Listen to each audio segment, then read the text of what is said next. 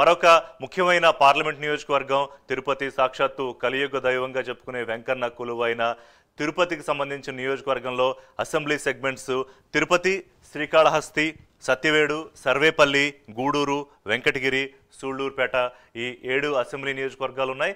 16.99 దాదాపు 17 లక్షల మంది ఓటర్లు ఉంటే 2019లో అక్కడ దాదాపు 80%, 79.76% పోలింగ్ నమోదైంది.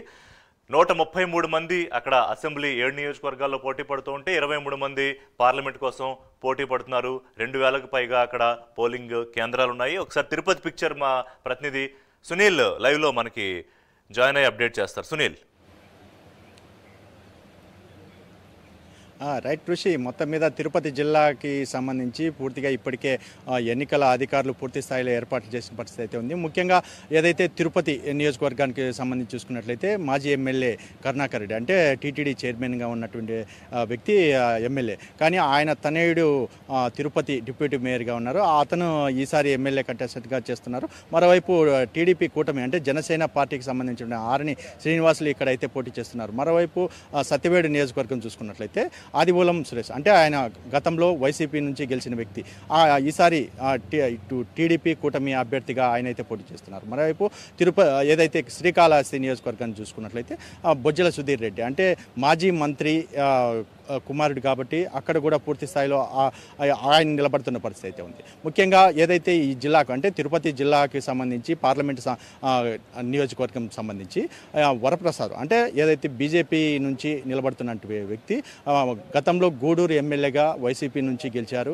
అక్కడ నుంచి నేరుగా బీజేపీలో చేరిన పరిస్థితి అయితే ఉంది. ఆయన ఇక్కడ నుంచి తిరుపతి పార్లమెంటు నుంచి అయితే నిలబడిన పరిస్థితి ఇక్కడ ఉంది. ముఖ్యంగా ఏదేమైనప్పటికీ ఇక్కడ భారీ స్థాయిలో ఏర్పాట్లు కూడా చేశారు. ముఖ్యంగా అత్యంత సమస్యాత్మక ప్రాంతంగా తిరుపతిని అయితే ఇప్పటికే ఎన్నికల అధికారులు గుర్తించారు. మరోవైపు చంద్రగిరి నియోజకవర్గాన్ని కూడా ఇక్కడ అత్యంత సమస్యాత్మక కేంద్రంగా గుర్తించిన పరిస్థితి అయితే ఉంది.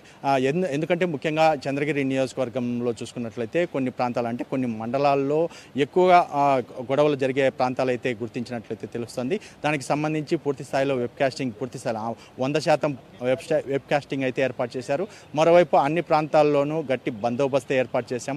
జిల్లా వ్యాప్తంగా ఎటువంటి అవాంఛనీయ సంఘటనలు చోటు చేసుకోకుండా అన్ని చర్యలు చేపట్టామని చెప్పేసి ఇప్పటికే ఎస్పీ కూడా తెలిపిన పరిస్థితి అయితే ఉంది. జిల్లా కలెక్టర్ ప్రవీణ్ కుమార్ ప్రత్యేకంగా అన్ని ప్రాంతాలకు తిరిగి ఈరోజు ఈవీఎం ప్యాడ్లను అయితే ఆయనైతే మా దగ్గరుండి డిస్పాచ్ చేసిన పరిస్థితి అయితే ఉంది. ఈరోజు రేపు జరగనున్నటువంటి ఎన్నికలకి పూర్తి స్థాయిలో ప్రత్యేక ఏర్పాట్లు చేశాము. ఇటు ఈవీఎం సిబ్బందులకు కూడా ప్రత్యేక ఏర్పాట్లు చేసిన పరిస్థితి అయితే ఉందని చెప్పేసి అధికారులు తెలిపిన పరిస్థితి ఇక్కడ ఉంది.